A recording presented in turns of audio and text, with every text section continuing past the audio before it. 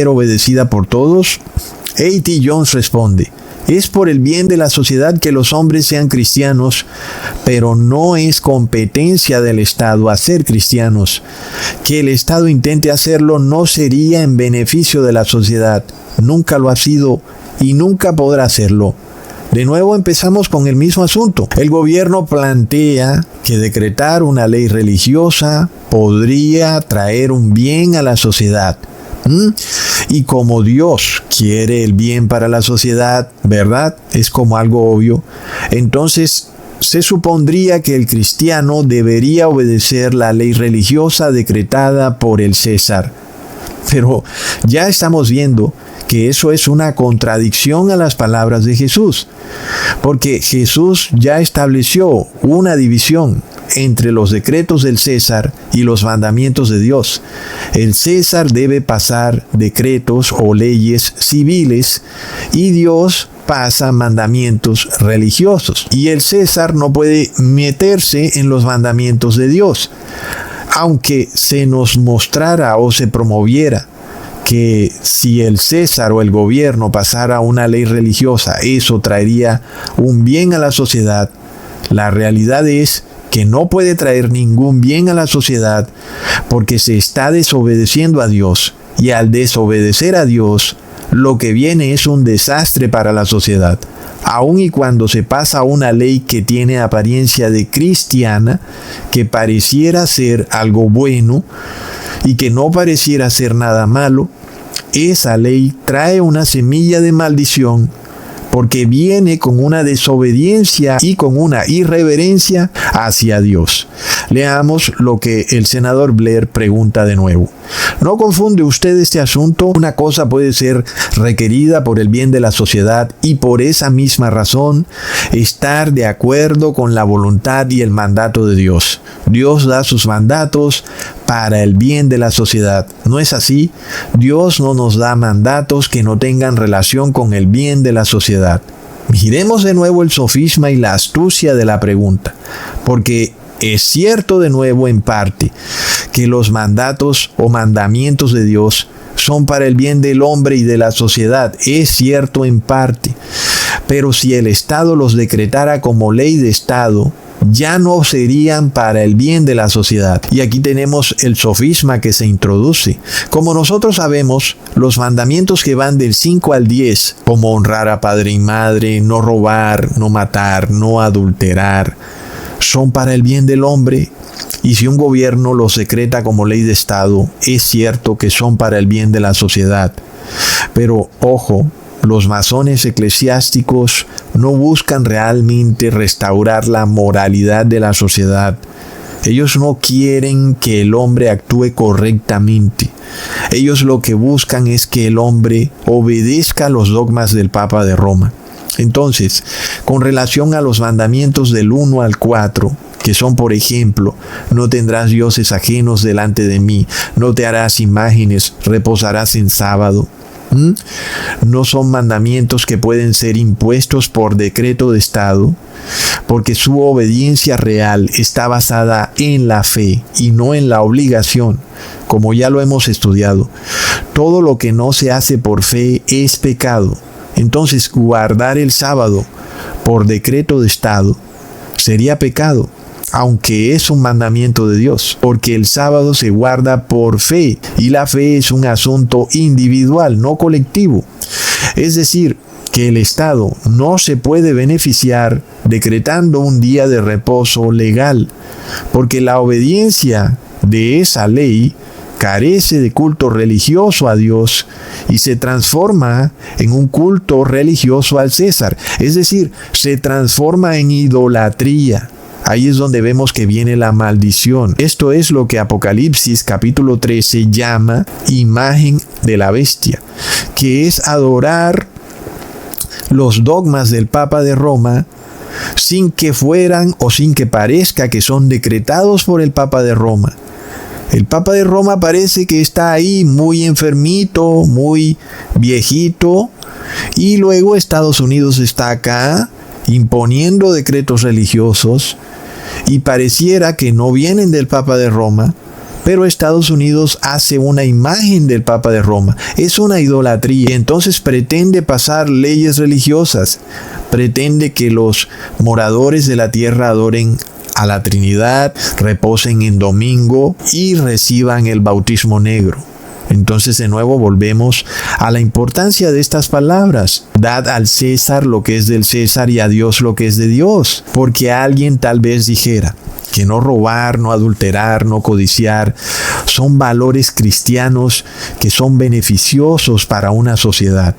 Y que si se pudiera tratar de promover el cristianismo en una sociedad, entonces esa sociedad mejoraría, porque toda esa inmoralidad, todo ese robo, adulterio, toda esa codicia, pues dejarían de existir en la sociedad. Y entonces se viene el argumento de que eso debería tratar de lograrse a través de pasar una ley donde se obligue a las personas a guardar el domingo como día de reposo. De nuevo estamos ante un sofisma que es parte verdad, parte mentira. En esto nosotros tenemos que estar apercibidos en estos sofismas cuando ellos empiezan a hacerte una pregunta con una premisa que es verdadera, pero luego esa pregunta sigue avanzando y ahora toma otra premisa que es falsa. Y es la manera o la astucia que el demonio tiene para engañar al mundo, como desde siempre lo ha hecho. Él mezcla la verdad con la mentira y él la usa para tratar de desorientarte. Tú quedas en una especie de problema porque te están diciendo algo que es cierto y luego le mezclan una pequeña mentira. Entonces te dejan desorientado, porque tienes que reflexionar en esa verdad y luego tienes que reflexionar en la mentira. Primero tienes que admitir que lo que han dicho inicialmente es verdad. Luego tienes que mostrar que la conclusión a la que quieren llegar es un error, es una mentira. Y en este caso, es parte cierto que un verdadero cristiano no roba, no adultera, no miente, no codicia, y que esa obediencia a esos mandamientos viene del ejercicio de la religión cristiana. Es algo que nosotros hemos mostrado en este canal. Cuando las personas son llevadas a conocer la verdad, esas personas tienen un deseo de arrepentirse y de dejar de violar los mandamientos de Dios.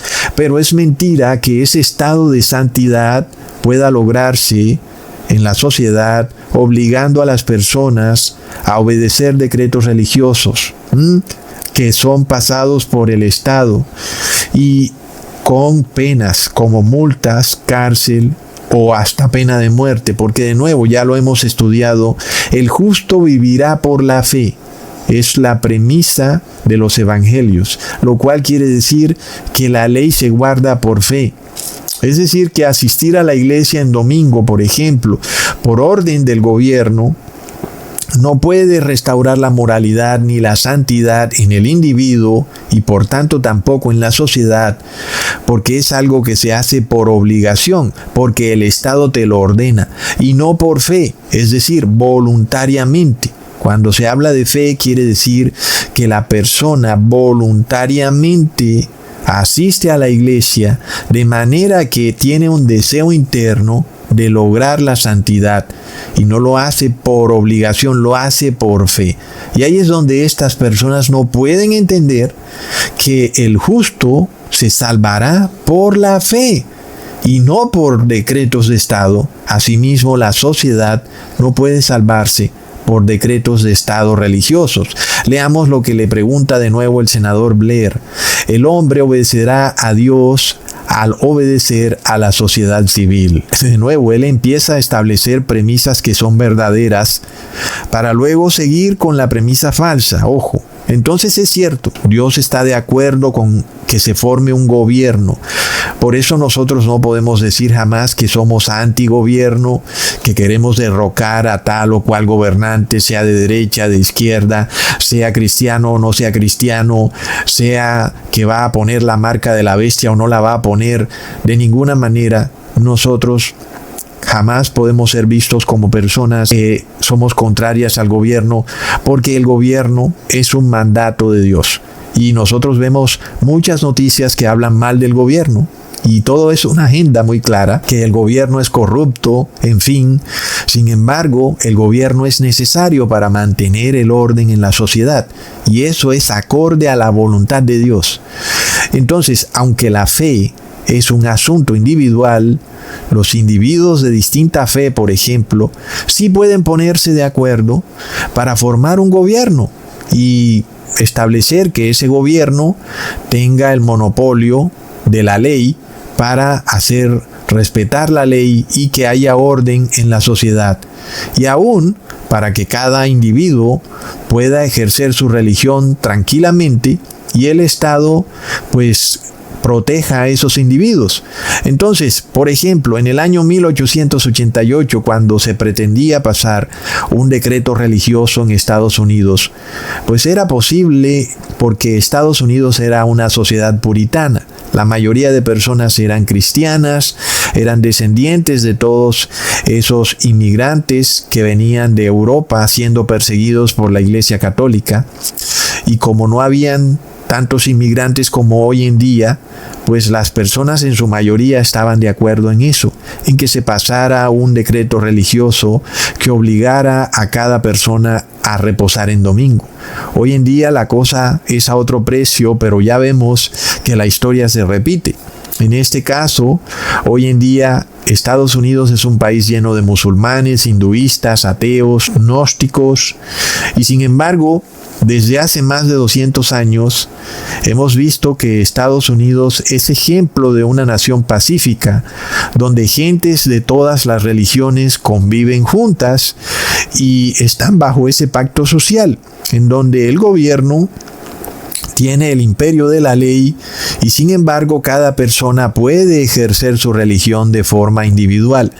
Ahora, lo que nosotros vamos a ver muy pronto es que se nos va a llevar a hacer creer que semejante forma de gobierno no es posible y que por eso Estados Unidos va al colapso, al fracaso, porque hay demasiadas religiones en Estados Unidos. Entonces eso se nos va a mostrar como algo que no puede prosperar. Sin embargo, la realidad es que por 200 años Estados Unidos ha dado prueba histórica que sí es posible que distintos individuos de diferente fe puedan unirse para formar un gobierno que mantenga la ley y el orden sin que tenga que estar metiéndose con la fe de cada persona. Entonces los musulmanes han podido adorar a Alá, luego los hinduistas a Vishnu y los cristianos a Jesús, en fin, y el gobierno no ha tenido que meterse para nada en eso. Entonces nosotros como cristianos estamos de acuerdo con esa forma de gobierno y no estamos llamados tampoco a tomar bando con ningún partido político ni a promover que el gobierno tiene que ser derrocado para que venga otro gobierno, porque siempre el gobierno no va a ser perfecto. Como ya vemos, pues lo que nos revela Jesús es que Dios está por un lado y el gobierno por el otro. El César hará lo que tenga que hacer y Dios estará protegiendo a su iglesia. Son dos instituciones que van separadas y por tanto nosotros no vamos a esperar como nada muy bueno de parte del gobierno. Por eso es que Dios mismo le puso un límite al gobierno para que no se entrometiera en los asuntos de la religión. Entonces este fue uno de los argumentos que el señor A.T. Jones dijo en el Congreso y que sus argumentos fueron bastante contundentes e irrefutables.